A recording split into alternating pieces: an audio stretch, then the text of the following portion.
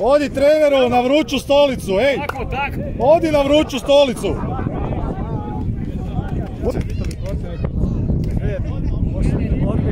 Utakmica je bila neizvjesna do kraja. Bravo šefe! Dobra ekipa. Imali su svoje prilike. Isto imali, međutim, evo, mi smo iskoristili svoje do kraja. Oni nisu i to je to.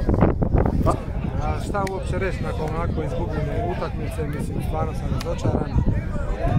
Htjeli smo, uvjeti su stvarno bili jako loši za bilo kakvu igru i taj vjetar je skroz onemogućio bilo kakav normalan protok lopte, ali svejedno i uz to nismo smjeli primiti ovako ova 3 gola, pala nam je malo koncentracija u zadnjih 5 minuta i zaslužena pobjeda ipak ovakva, možda se malo više, htjeli smo i mi, ali jednostavno uz malo problema koje imamo i u momčadi, ali nećemo se sad vratiti na to. Dobro je bilo do zadnjih 5 minuta, onda smo jednostavno pali protiv zadnjih 2 gola i ja čestitam na to. Mi smo doživjeli prvi poraz i moralo je očito i to kad tad doći. Maknuli smo to breme sad, pa sad možemo normalno igrati.